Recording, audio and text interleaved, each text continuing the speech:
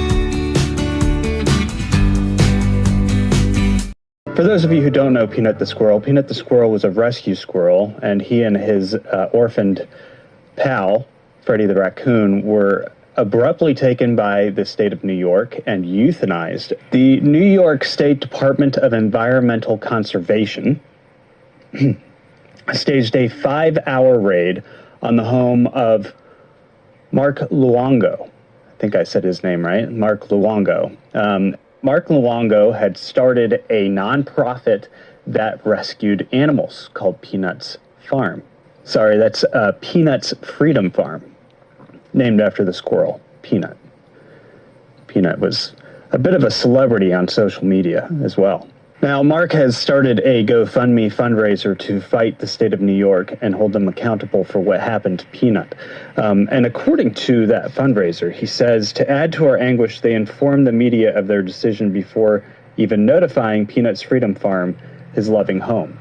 There were some reports that said that this was an unwarranted search, but I actually don't think that that information is correct. I believe the state of New York had a warrant, but they received that warrant off of an anonymous tip. Now, I'm going somewhere with this, so bear with me for a second. Peanut, in my mind, represents a lot more than just a squirrel that was taken into custody by the state of New York and killed.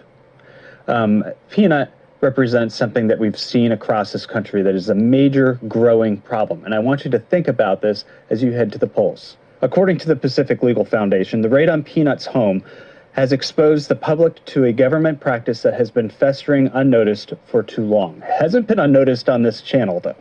Increasingly, federal, state, and local authorities have been intruding on private property and employing unnecessary and exceptional force to regulate increasingly trivial aspects of American lives.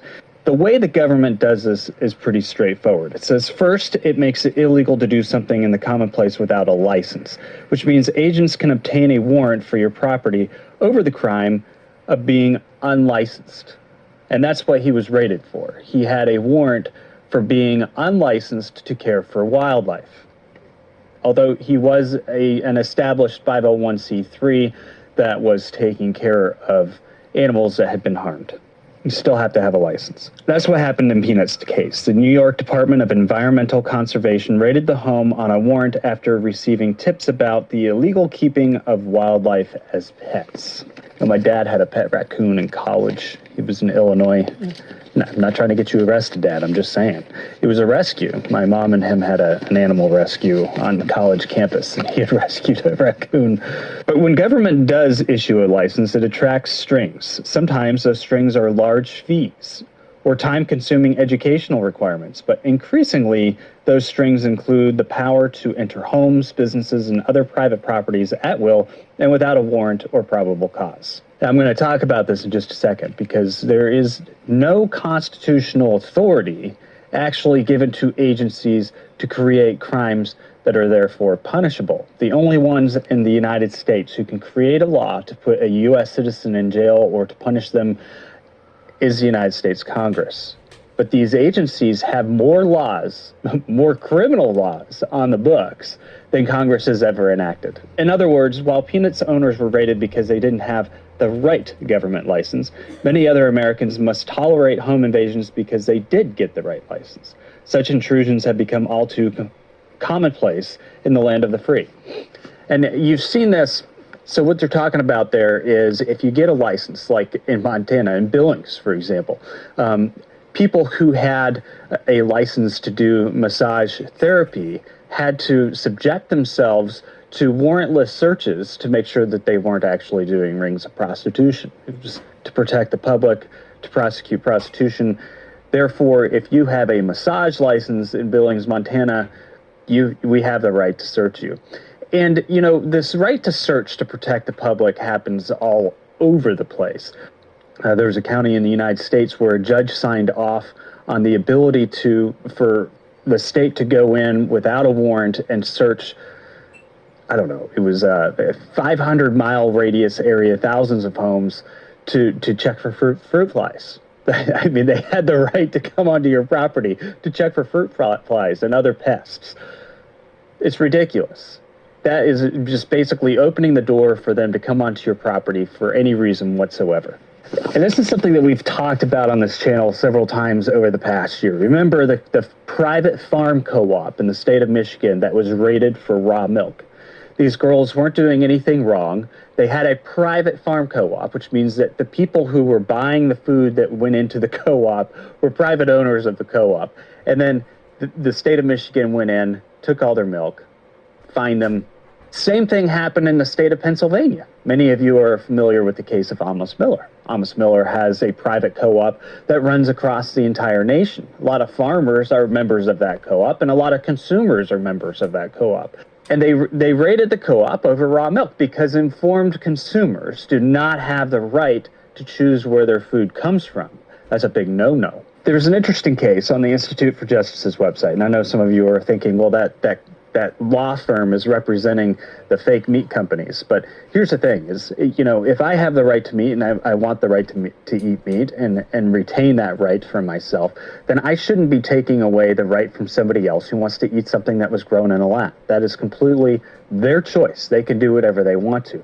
The issue I have with that isn't that there are fake meat companies out there, isn't that they're trying to grow this weird stuff in labs and feed it to people. It's that they're trying to force me to eat it.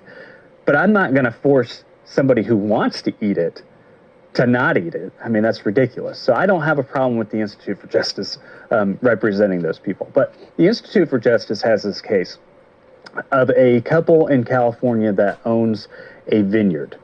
Michael and Kelly Ballard. And if you listen to Michael Ballard talk, he is very pro-American rights, which could be a cause for this prosecution in the state of California. They're in Santa Clara County, one of the most expensive counties to live in the United States. Okay, they have this small vineyard. It's a modest vineyard for that part of California. I mean, most of it, I probably wouldn't find it that modest myself, but you know, for that area of the world, it's a modest vineyard.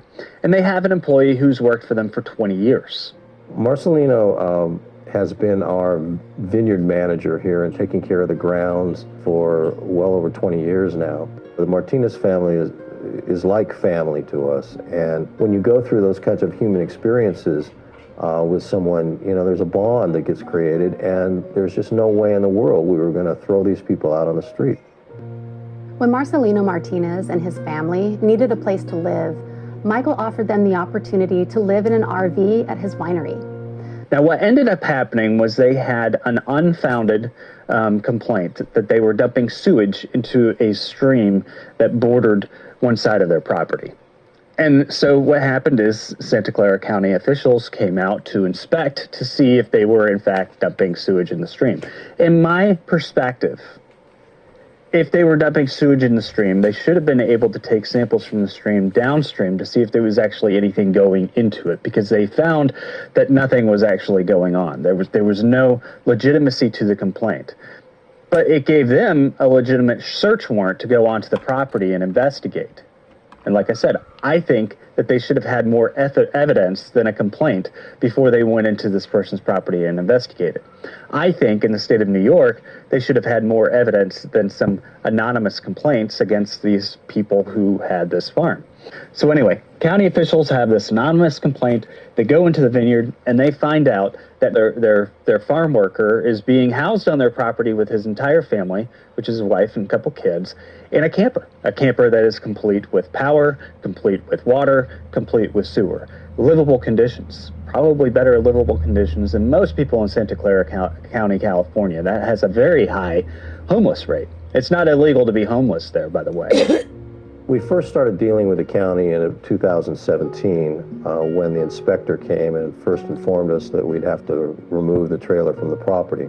They said the reason that they were enforcing this was because we were creating a public nuisance, and somehow the Martinez family living in a trailer on the back of 60 acres where no one can see them and they don't come in contact with anyone else, that could be interpreted as a public nuisance made little sense to us at all. So you can't live on somebody's private farm in a camper, but you can live on the streets in Santa Clara, California. So if you're looking to be homeless, you can head that way. Santa Clara, California is one of the most expensive places to live. A lot of people cannot afford to live in the county. They'd have to commute from far away. Santa Clara County, California is one of the most expensive housing areas in America.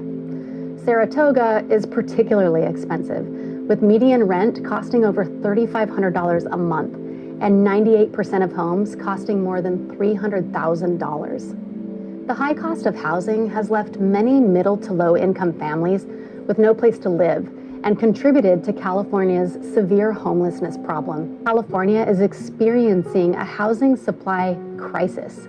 They increase poverty, homelessness, and drive hardworking families like the Martinezes away from good schools and services. And so they proceeded to fine this vineyard over $120,000 while putting up a lot of bureaucratic hurdles for them to jump over to build a permanent residence on their property for this employee. This employee was very important to them. He had worked for them for about 20 years, several decades. He was like family to them. The Ballards are just trying to do the right thing and keep the Martinez family from homelessness. But they still faced being fined every single day for several years for letting the Martinez family stay. Well, that was what was so shocking about this, is that when they started to impose fines, it was like they were such bullies. They came in here and said they were going to charge us $1,000 a day until we kicked the Martinez family off the property. After years of standing up to the county, the Ballards and the Martinezes are building a traditional house on the winery for the Martinez family to live in. But the government has not made the process easy due to costly construction permits and accruing RV fines. You know, getting permits and getting all that work done and doing all of the studies that have to be done to qualify the permits is very expensive, very time consuming. And the whole time that we're pursuing that, it's daily fines are building up. Santa Clara County should not fine people for doing something that is not only harmless, but actually helps people. It certainly should not fine them such an extreme amount, an amount so high that it violates the Constitution's prohibition on excessive fines. What the county is doing is both bad policy and unconstitutional. And it didn't matter. There were natural disasters. They had a mudslide that came in and completely covered their drive. And although the mudslide came off of another private property across their private property and onto the road, the county came by and cleared the road, but didn't do anything to help them get out. So for months, they were stuck, behind this mudslide and getting fined by the county every single day that their employee was still living in that camper, because obviously during that time you can't move forward with construction plans.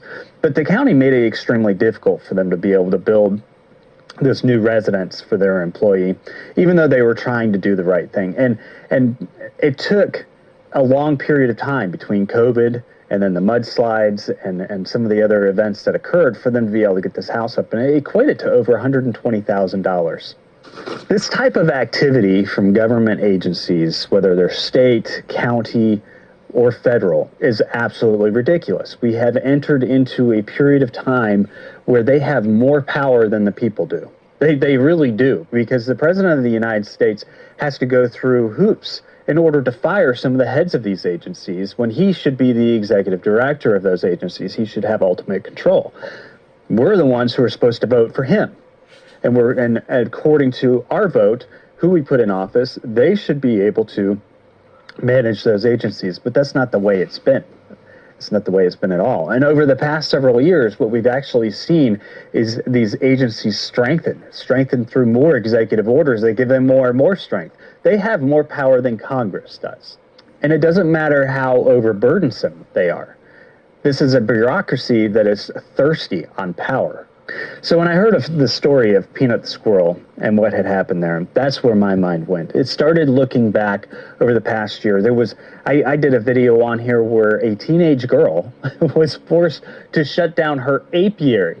They told her to cease and desist operating the apiaries, which means she couldn't get in there to care for her bees, because she was using gravel underneath her apiary, which is a common practice to keep things clean and neat. She was putting gravel in an impervious surface in their minds, and therefore she had to cease and desist because she didn't have a permit to build out an apiary. That was in Wake Forest, North Carolina. We have a federal agency under the USDA that wants to send a ranch couple to jail. They want to arrest two parents and send them to jail because they got permission from another sub-agency from the USDA to change their watering system to conserve on water. Let's think about these things for a minute, people. Where is this country going at the moment? At what point does a police state become too powerful? The next time somebody comes up to me and says something about social justice, environmental justice, I'm going to ask them about justice for Peanut the squirrel. I think Peanut the squirrel should be like the new emblem on a flag somewhere, because he died because of the biggest problem that we face as Americans today. You know, what's bothersome about this is America was founded by men and women who were tired of having redcoats coming in and raiding their homes without a warrant, who were tired of being taxed without having any representation, who were tired of being bossed around by these colonels and sheriffs and people who were employed by the king. And what have we traded it for? It's like the American experiment has slowly reverted back. I don't know. I think it's something to think about. I think it's something to think about as we head into the elections, as we think about the future of where we want America to go. Is this truly the direction we want it to go? Do we want our lives controlled and licensed and owned by agencies? Or do we want to take control back ourselves? And what does that look like? How do we do that? There are a lot of people who think America's too far gone. I don't think it is. What I think it is that we need to wake up. We need to wake up and we need to see what's going on, and we need to put the power back into the people.